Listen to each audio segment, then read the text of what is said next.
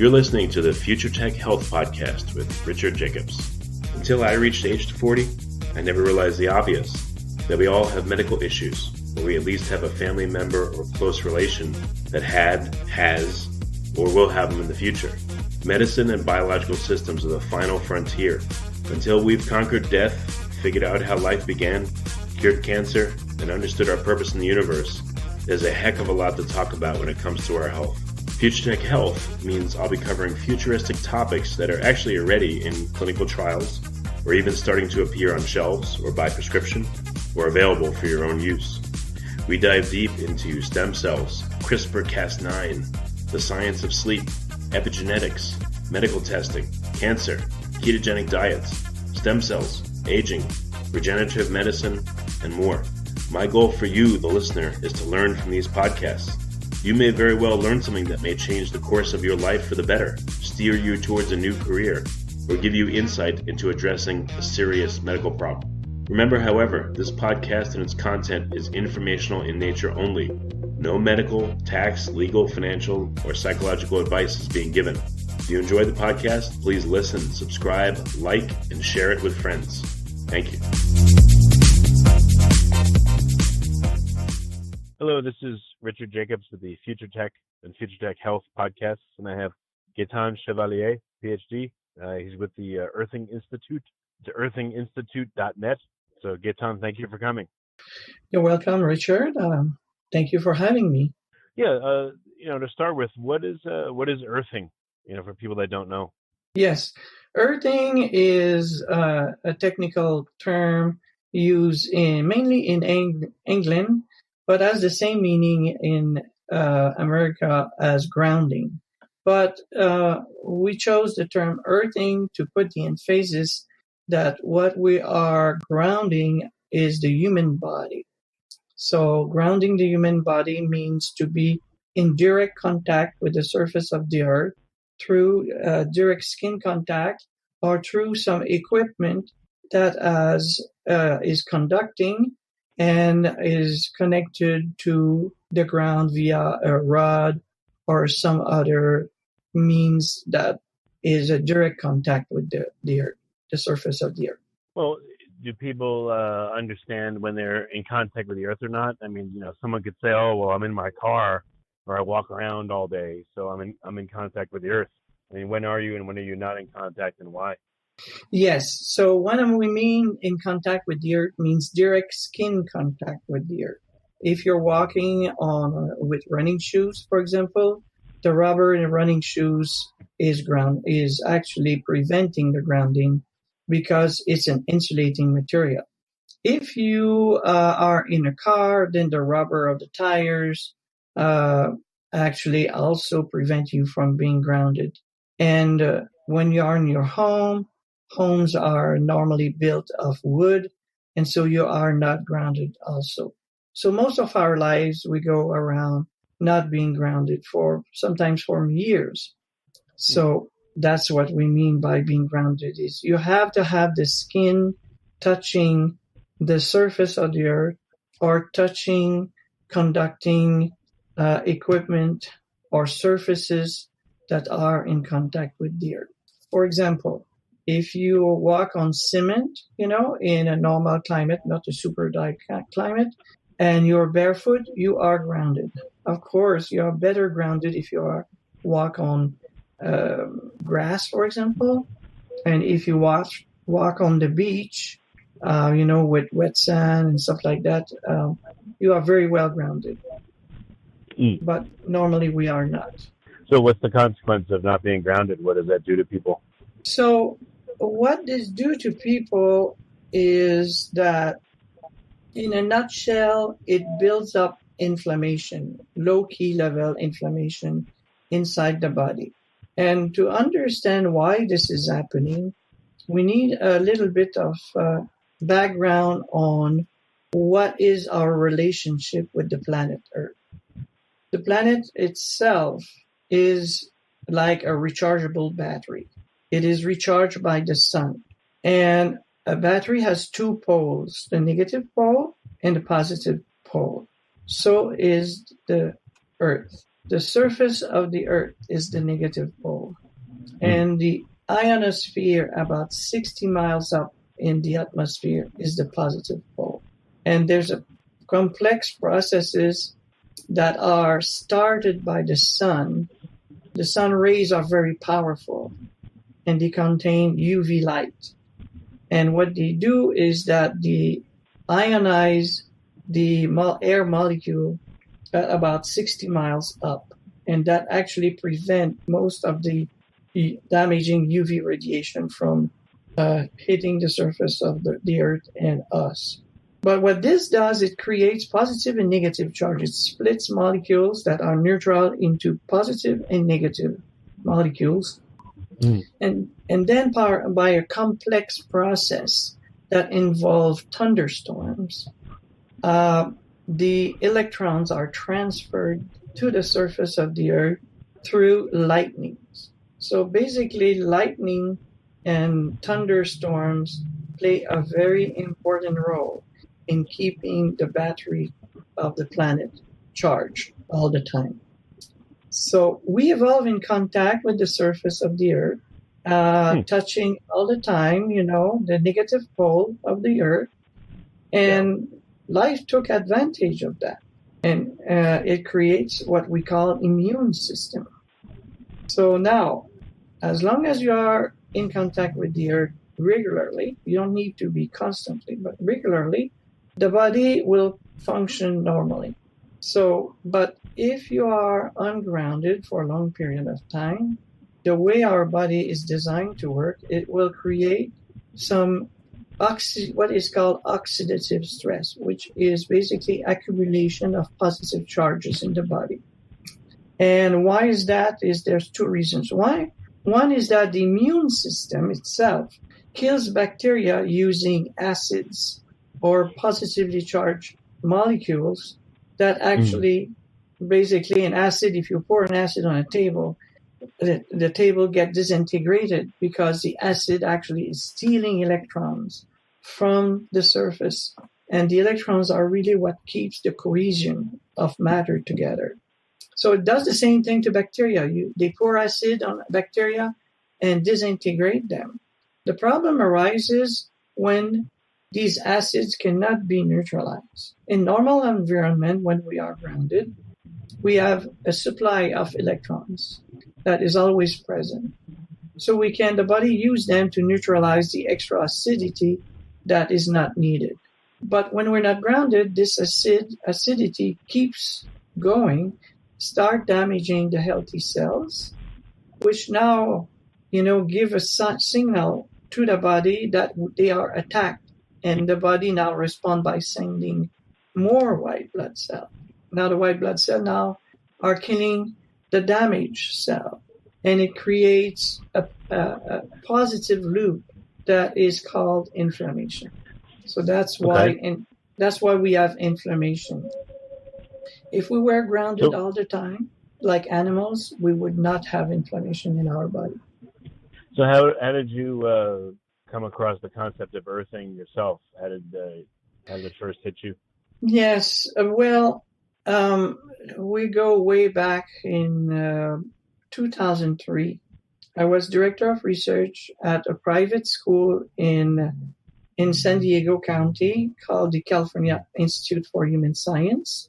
And we have several people talking about different subjects there from time to time. And then there was this person, Clint Ober, who came and started to talk about the new research that is just recently done with the nurse on the benefits of being grounded, being in contact with the earth.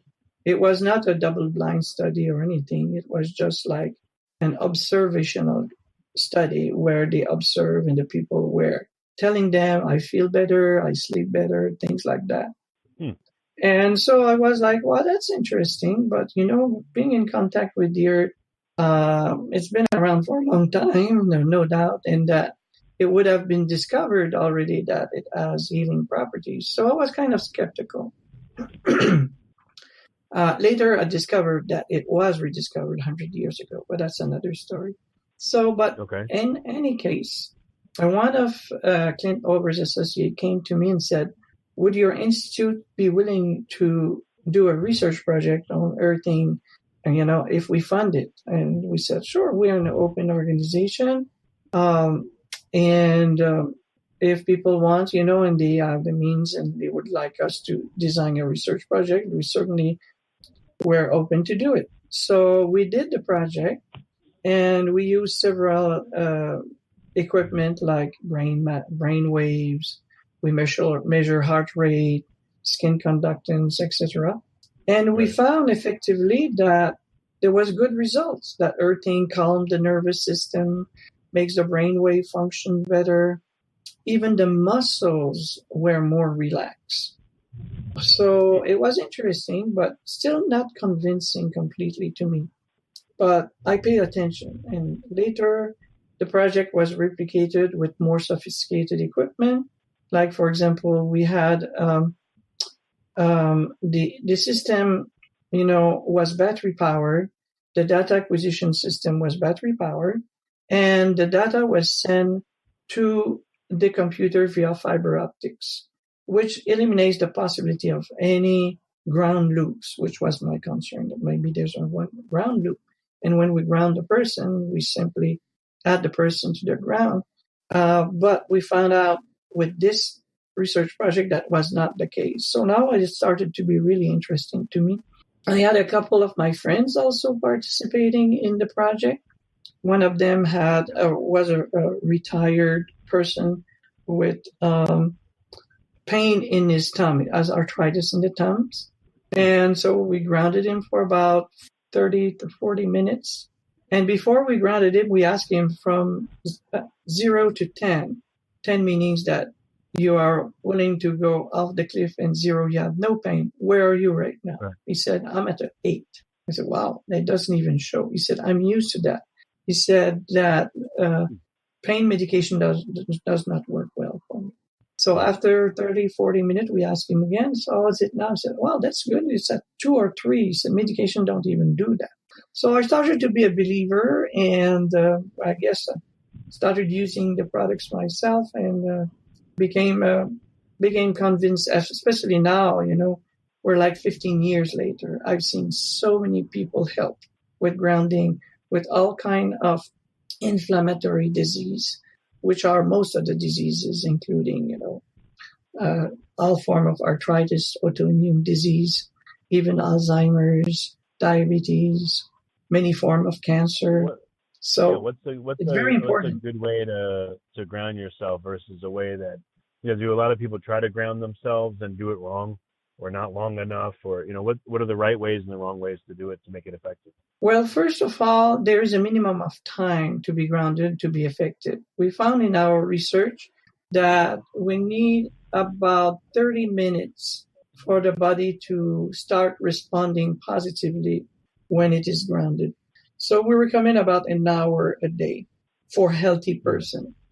The more compromised your body is, the more you need grounding for having good results or substantial improvements. Like with this lady with multiple sclerosis, and she started having improvement even after 1 hour the first time that she went to our research lab. But then it plateaued real quick, so she had to increase grounding to about 16 hours a day to really feel like a normal person. So it depends. For most people, yes. Wouldn't it be easiest to do it while you sleep? Because then you can. That's what I do. It's the least effort for the biggest payoff is to sleep grounded. I definitely would recommend it because you don't have then to worry about being grounded during the day. So I go by my day, not worry about not being grounded during the day. But if a person has a special condition, even grounding only during the night might not be enough. But for most of normal people, it's enough. Like me, for example, I have pretty good health and don't take any medication. I'm in my early 60s, so feel great. Of course, nutrition is important. It doesn't mean this is a point that is important is that You cannot, because you're grounded, do all kind of abuse, drink 24 beers a day, eat anything you like. Still have, to have some kind of a balance in your life. And then you get the Right. maximum benefits of being grounded. Okay, so again, how do people do it right and do it wrong? You need to do it for long enough time. So you're saying an Yeah, you hour need to daily. do it for about an hour a day. If you can, go barefoot on the grass if you have a backyard, or if you live close to the ocean and it's a nice place, you can walk, on the beach. And if you can do that, especially in cold areas, I come originally from Canada, so I know about cold weather. So many months in Canada, you cannot go out and be barefoot. So then there are some products that you can use that will ground you through your house. Every houses, especially the modern one, after 1976, I would say, built after 76, have a ground rods. The electrical system includes a grounding. I would say a grounding hole. You have, on the power outlet. If you go back in the 50s and early 60s, there was only 2 slots, and it was for the power. Then there were many people who got electrocuted because they were grounded when they were touching the power. So now everything has a ground, and you have the ground into the 3rd hole of the grounding system. So you can use that to ground yourself, provided that you have checked that it works properly. And there's companies that we work with that actually sell you, at the same time you buy their product, they sell you a little grounding checker so that you can see that you have a good ground. So that's one way to do it. Another way to do it that also can be used in winter, if you don't like that method or you're not sure that you have a good ground in your house, is to put a grounding rod outside. And you can run a wire through the window and into your room and just ground your equipment like that. And in fact, the company that make those, they are so sturdy that you can close completely the window and not break the wire. So it's another possibility. Well, I've used personally like a grounded pillowcase, grounded sheets. You plug them in the wall, but I guess the difficult thing is you can't tell that it's working or not. I've even gotten like a voltmeter or, and tried to measure, but it just seems like the fluctuations, I can't really tell if it's working or not. And then I think I feel better, but it's just very subtle, at least for me. So any I see. suggestions on how you Yes, know if it's really working or not, if it's not yes. like blatantly obvious to you? Yes, there's an easy way. There's a website, earthing.com, when you can buy a product called a ground checker, but it's different. What it is basically is that um, it has a button, and when you touch it, so you plug it into, let's say that you have a sheet that is grounded, okay? So, and you want to check if it works properly. So what you can do is use this, plug this ground checker. How do you call it? Let me just check. It's called a continuity tester, exactly. So you can plug the continuity tester into an outlet, okay, and that you've checked, or you can use a rod outside. And then when this continuity tester is plugged in, you press on the button and you'll see a red light when you're not grounded. And if you touch your sheets and they are grounded properly, the light will turn green. So it's called a continuity tester, and you can have the whole kit for about less than $40. And that's a very easy way to test if you're grounded. The light will turn green if you're grounded. And they sell you with that, instructions on how to use it. So I would say that would be the easiest way of What being are some of grounded. the you said it's helped a lot of people over the years, which is good.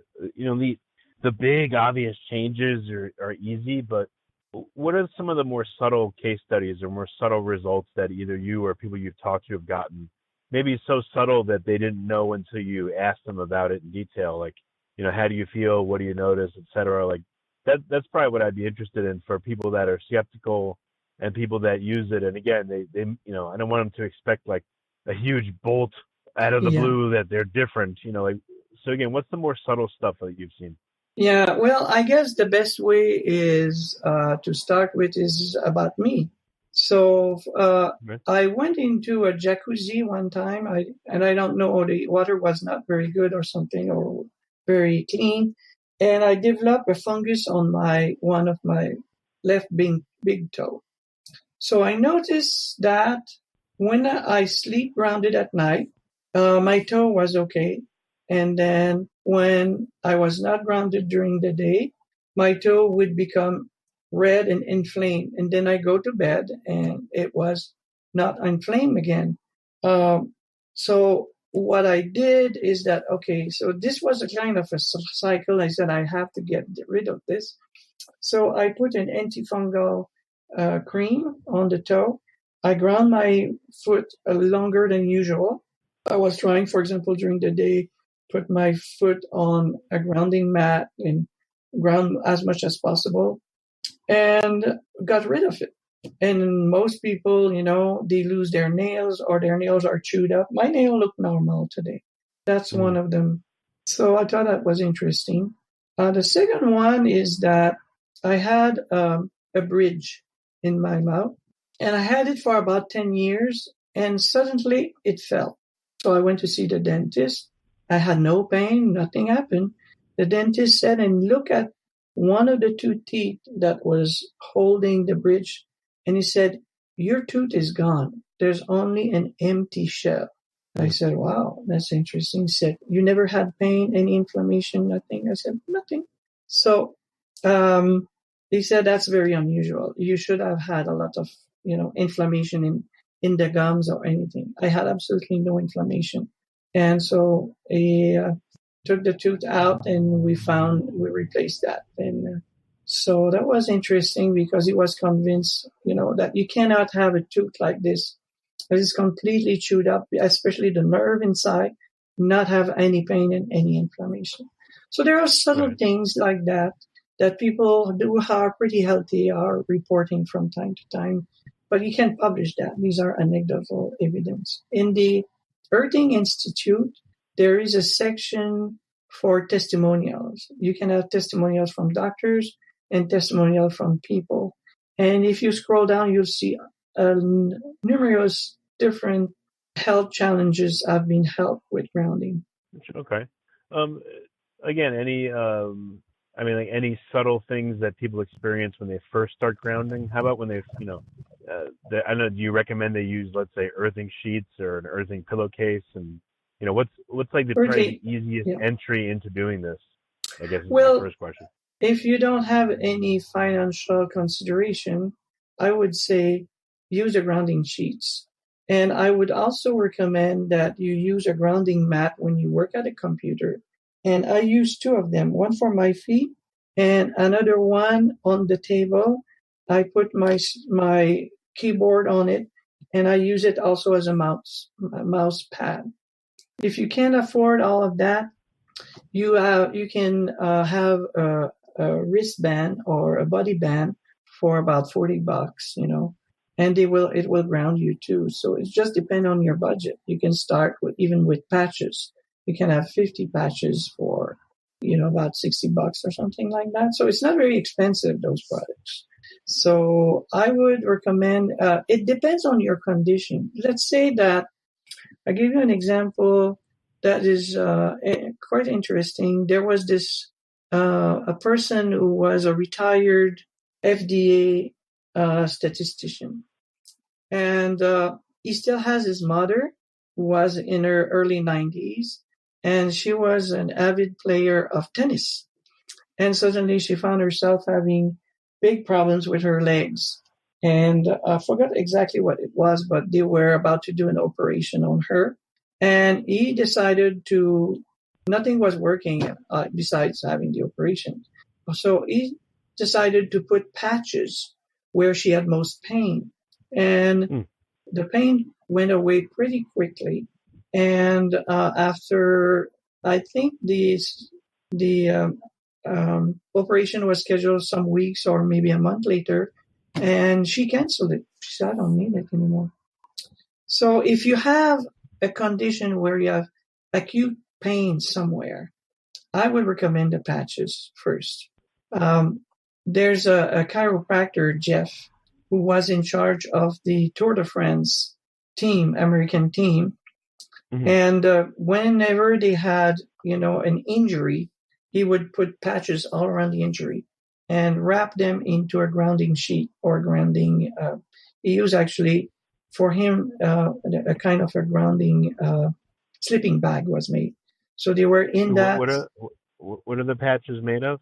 They're just like EKG, normal EKG like type patches.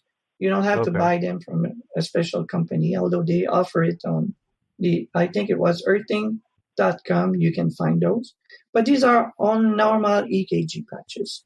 Okay. So you put these patches on, you ground the patches.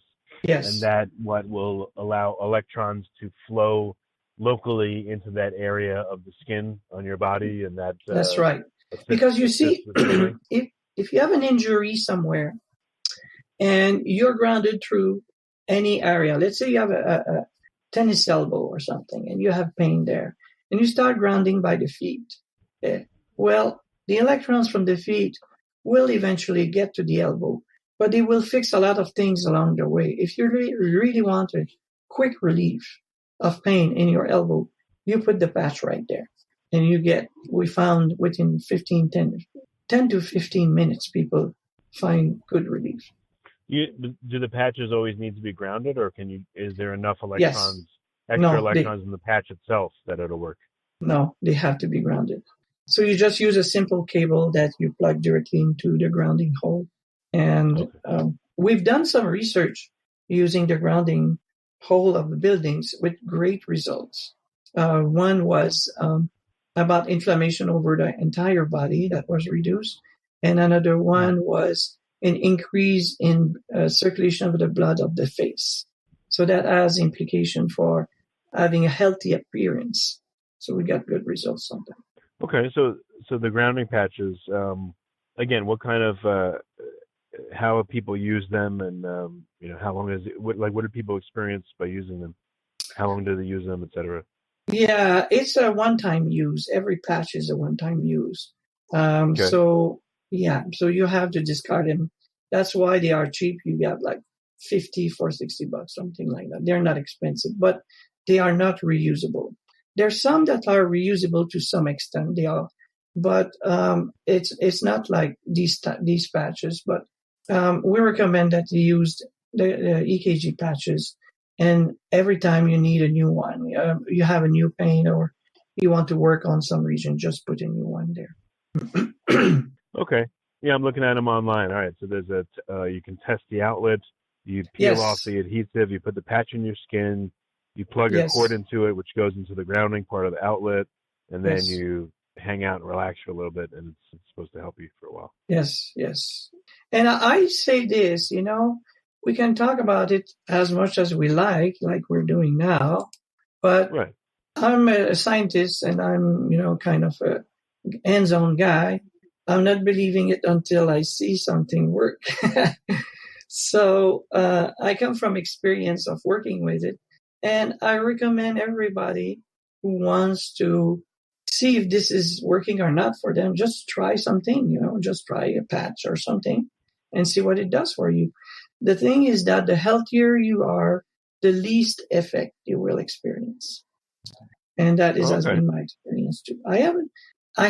There's another thing that I experienced that is subtle that I want to share, if I may, is that I work a lot on computers. And after 2 hours, I had to stop. I had felt like some tiredness and I needed to take a break. And when I grounded my feet and my hands using the mats like I described, I was able to work more hours, like 3 hours about, and feel less tired. So it did give me some extra energy for my work, which was nice. How do you think being grounded and being exposed to EMF from phones or computers. How do you think those two things interact? Well, I think that especially when we talk about cell phones that are in the same frequency range as microwaves, ovens. So prudent avoidance is a good thing. But grounding will help your repair mechanisms to work the best because they give energy to the mitochondria, which are the power cells of this power units of our cells. So my experience is that as long as the frequency is low, like 60 hertz, or even what they call dirty electricity, which is normally in the low power range, which if it comes from the power outlet, grounding will pretty much prevent that from getting into your body. But when you get to high frequencies like cell phones, Wi-Fi, and stuff like that, grounding again will help you repair, but it will not prevent totally any damage that it can happen. That can happen. So I will still recommend, like, for example, if you have your cell phone, use hearing, how to say that, headphones or hear for headphones, things like that. You plug like into your phone. An air gap and all that. Yes. Don't put it very close to your skin, things like that. So I'm not claiming to be an expert. Of course, I'm following that. I'm not an expert of the effect of EMF on the human body, but from looking at what experts are saying and from our experience with people being grounded, how they felt, we feel that there's not much negative effect if you are coming from the power lines themselves. But you still have to be careful because we have Wi-Fi everywhere, we have wireless, we have cell phone, and we have now the other day I was on my brother and he has something like the Google Assistant where they talk to you all the time, and these things work on wireless, so you have wireless all over the place. So just try not to be. And I met some people who are electro-hypersensitive. They just walk in a house and they have to walk out. One of those was a 80-year-old man who just had an open heart surgery. Before that, he had no problem. But after his surgery, somehow his system was weakened and he could not. So we found several conditions like that where people have body that has been stressed too much, not only by EMF, like chemical sensitivities, for example, is in the same range. Researcher in France found out that people with chemical sensitivities are also generally electro-hypersensitive. It seems the autonomic nervous system is not functioning properly. It has overstress and the adrenals are blown out. And so in that situation, these people have to be grounded outside. And there's a small portion of population like that, but it shows that actually the EMF that we have an effect on the body, especially when we are weakened. Yeah. Okay. So what's the best way for people that are interested in in grounding and experiencing it for themselves? What's the best way for them to take the first step? I would say if you don't have any, issues with inflammation in the pain or specific acute, pain condition, start with the mat. I would start with the mat, and depending on your budget, you can also buy the sheets after that, and there's some starter kits that you can buy, that where you have sticky mats with a book and some information. And you can choose whatever your budget will allow you, and it starts pretty low, at like, I think $69, and you can have fitted sheet for about $200. So it's not really very expensive products. So, but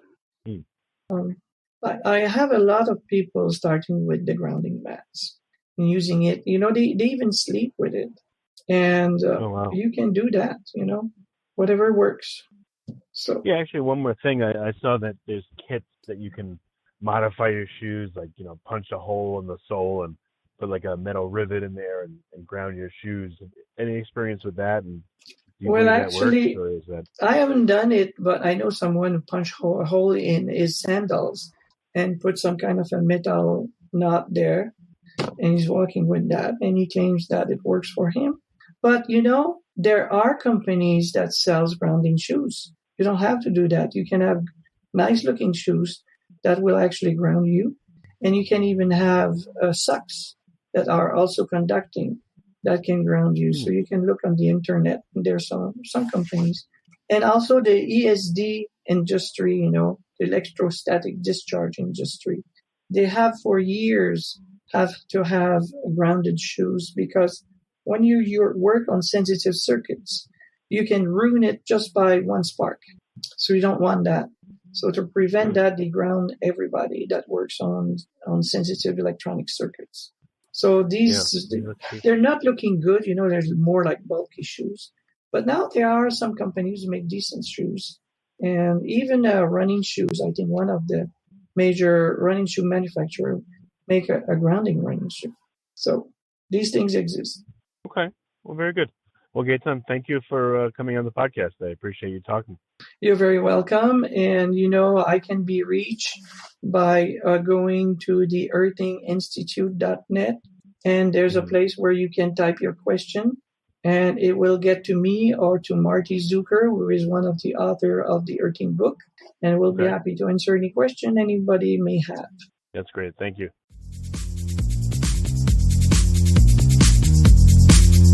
You're listening to the Future Tech Health Podcast with Richard Jacobs.